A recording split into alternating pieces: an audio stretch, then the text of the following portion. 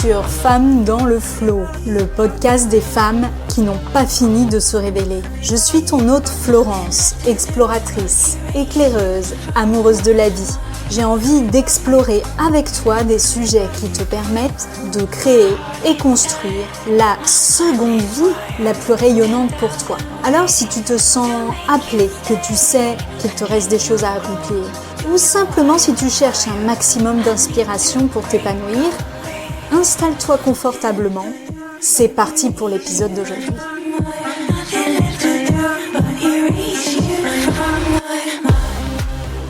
Il y a 2 ans environ, j'ai commencé à m'interroger sur comment je voulais que soit ma vie une fois libérée de mes responsabilités maternelles essentielles. J'ai fait le scan des différents domaines de ma vie, comme ce que je te propose de faire grâce au questionnaire gratuit La roue de ma révélation que tu peux réaliser en cliquant sous le lien sous le podcast. Je me suis rendu compte que, par exemple, je n'avais pas fait les voyages que je voulais faire quand j'étais plus jeune. Depuis que je suis petite, je veux voyager, découvrir le monde et au final, je ne l'ai pas fait. Je ne sais plus dans quel épisode de podcast j'ai entendu cette réflexion qui m'a marquée. Pour prendre une décision, la personne disait qu'elle se positionnait à la fin de sa vie sur son lit de mort, on va dire. Ce n'est pas très gai, mais ça donne de l'importance à la scène. Et elle se demandait à ce moment-là, qu'est-ce que je regrette de ne pas avoir fait ? Eh bien, pour ma part, j'ai repoussé et remis de nombreuses fois en question le fait de voyager, voire même de vivre à l'étranger. Si je veux vraiment réaliser ces projets, je dois interroger et remettre en question pas mal de choses dans ma vie. Je pense que beaucoup de monde renoncerait à ce stade même de l'idée. Ma vie il y a quelques semaines ne me le permettait pas à première vue. En couple, la personne avec qui je partageais ma vie n'avait pas du tout cette perspective. Dois-je renoncer pour autant ? Rester dans une situation par peur ou confort apparent, c'est choisir cette ligne de vie. À partir de 45 ans environ, nous vivons beaucoup de changements dans nos vies.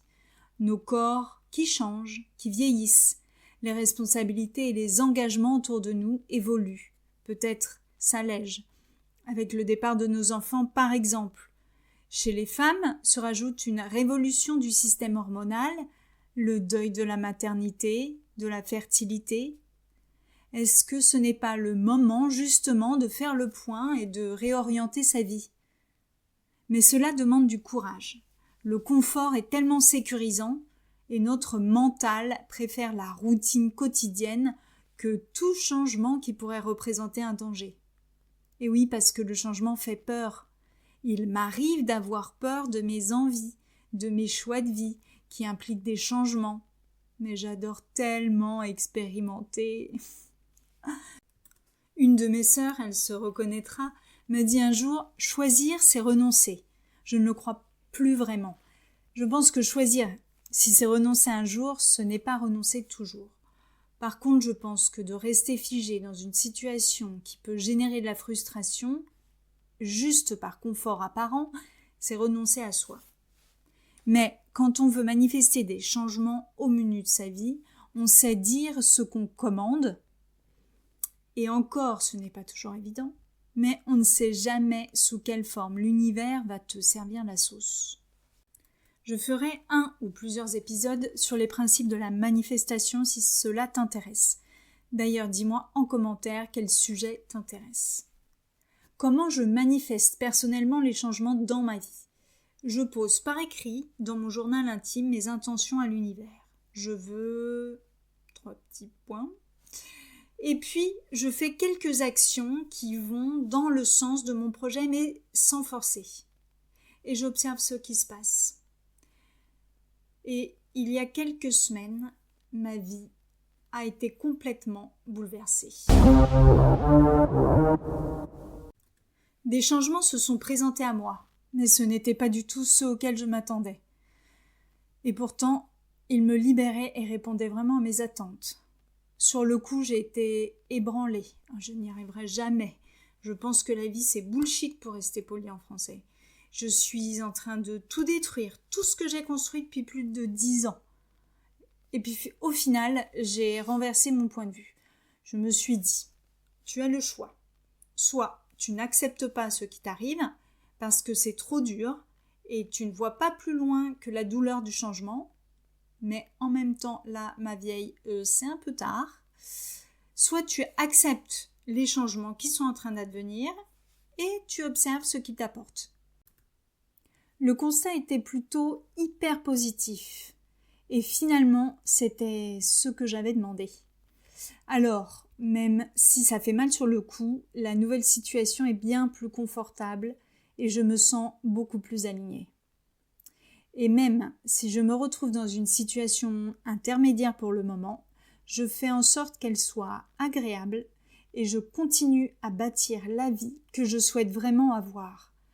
Je peux maintenant être reconnaissante de ce qui m'a été donné comme solution.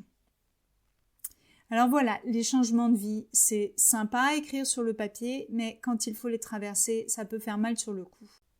Mais comme dit le vieil adage, qui ne tente rien n'a rien, ou un autre, on n'a rien sans rien. Et aujourd'hui, je peux te dire que je me sens plus libre, plus légère, et surtout plus proche que jamais de mon projet de vie. Et donc, je peux avancer dessus plus facilement. Nous arrivons à la fin de cet épisode. J'espère que tu te sens plus motivé que jamais à mettre en place une vie plus alignée avec toi et que tu es prête ou prêt à faire des choix ou au contraire, tu t'es caché dans un coin pour ne pas faire face à ce qui t'appelle. Non, je plaisante.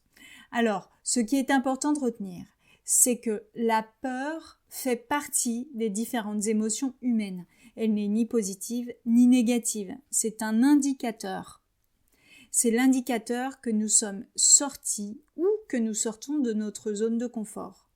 Je pense que quand un pilote fait des loopings dans le ciel, son poste de commandement doit s'allumer en rouge et sonner dans tous les sens pour l'avertir que l'avion est hors zone de confort.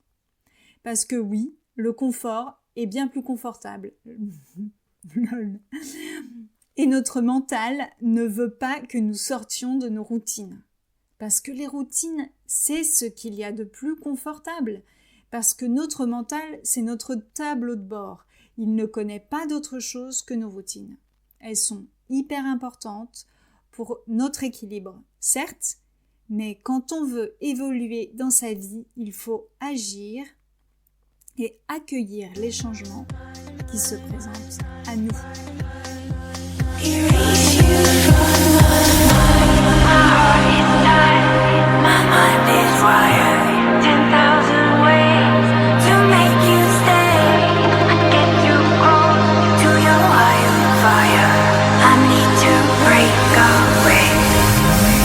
Si cet épisode t'a plu, n'hésite pas à liker, à me laisser un commentaire ou à le partager.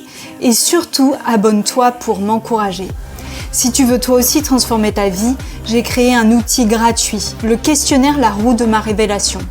Il est disponible gratuitement en cliquant sur le lien en dessous de l'épisode.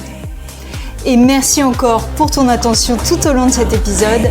Je te dis à très bientôt.